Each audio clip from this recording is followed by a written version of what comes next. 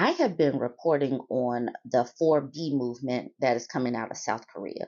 I've also been talking about the declining birth rate that is coming out of Asian countries.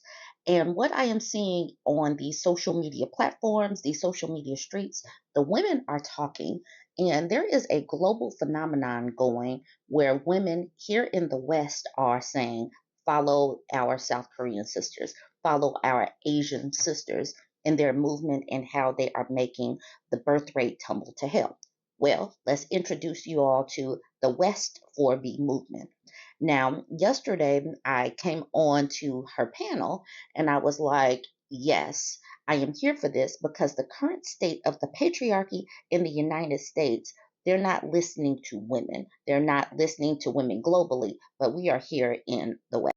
One of the things that she was talking about on the live is how patriarchy and religion is so intertwined. And a lot of the Black women, especially, it's hard to give up religion. I get it. I have been out of religion for more than 20 years. So understanding how feminism works, how patriarchy is harming all of us, even the men, is easier to see when your blinders are off and the fog of religion has been lifted from your eyes. So that's the reason why we talk about deconstructing religion. That's the reason why we talk about decentering men, because men created religion to control women.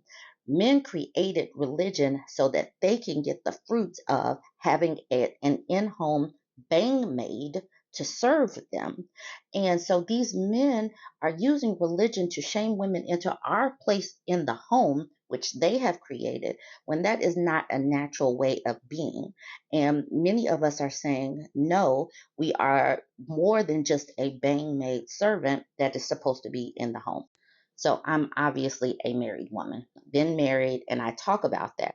However, I am also a feminist and I center women. And what we have to do in order to create a world that's better for all of us is to unravel the harms of patriarchy. We have to create movements that help women and girls get out opportunities to get into industries where we're barred, to be safe and secure. So I am definitely a supporter of the women who want to opt out, because the 4B movement in these Asian countries, and it's not called the 4B movement in the other countries, but the declining birth rate is the only thing in some of these countries that is catching the attention of men. And they won't come out and acknowledge how women have been treated in many of these countries. But the women are making moves, because what happens with the declining birth rate? It's impacting schools, it's impacting real estate, it's impacting the economy in multiple ways, because there's not going to be as big of a labor market. It's not going to be as big of a set of people to take care of the older people.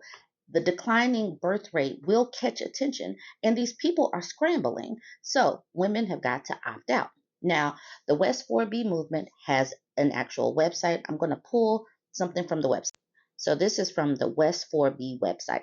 South Korea's 4B is shorthand for four Korean words that all start with B, or no. The first no, bihan, is the refusal of heterosexual marriage. Bijulsan is the refusal of childbirth. Biyonnae is saying no to dating, and B6U is the rejection of heterosexual sexual relationships. Similar to the women in South Korea, women within the United States are facing very identical circumstances regarding life under patriarchy. We keep talking about patriarchy. We keep pulling it back because this is a global phenomenon where men in these patriarchal countries are heavy handed with women, are trying to keep women in their place within the home, keeping women subjugated and, basically servants to men. And women are saying, get someone else to do it. The West 4B movement stands with the women of South Korea in their outline regarding the separation of themselves from men. Within the outline, women of the West 4B movement aim to uphold no heterosexual marriage, no childbirth, no dating, no heterosexual sexual relationships.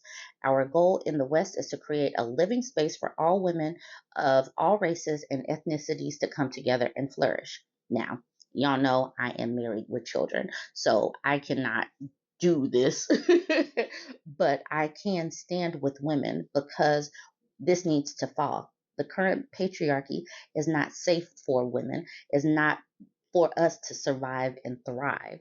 The patriarchy is set up for men, and we have to take drastic measures, and the birth rate and women pulling back will help that. So I stand with the women who say, get someone else to do it. There are so many different women having conversations across multiple platforms, and I happen to be on lots of them being tagged daily. This woman, Rad Femme Future, she put out a post yesterday that said, to date men now, women have to be aware and knowledgeable of manipulation tactics, red pill and manosphere ideology, sex traffickers, abuse, red flags and signs, misogyny, DV, emotional, physical, financial abuse, male psychology and their dark nature. Honestly, is it even worth it at this point? You need a whole college degree, basically. So she started this conversation. She continues with, oh, add coercive control to. Add anything else you can think of in this thread. And then Ultra Quarantino says compliance tests, negging, breadcrumbing, future faking, love bombing, hot and cold intermittent reinforcement, revenge porn, and the whole wheel of abuse. Many of these things we have talked about on my pages. We are sitting up here having to create courses for the women that are still engaged in talking with talking to men, dating men. There has to be a whole like list and course where you can navigate the minds of these people and the obstacles of getting to the end goal of having a supportive partner. So this is the wheel of abuse pulled out and made bigger. Domestic abuse is reinforced by social beliefs which give men the right to dominate women. And you guys can see this wheel. It has 16 different spokes on it. One-sided power games, mind games, inappropriate restrictions, isolation, overprotection and caring, emotional unkindness and violation of trust, degradation, separation abuse, using social institutions like the church, denial, minimizing and blaming, using the children, economic abuse, sexual abuse, symbolic aggression, domestic slavery, the whole bang maid situation that we've talked about, and physical violence. And so then we got La Calabasita coming in talking about love bombing. And she talks about the love cycle of narcissists and sociopaths. Idealization, that is where the love bombing comes in. Devaluation, that's where the abuse starts. Love mixed with hate.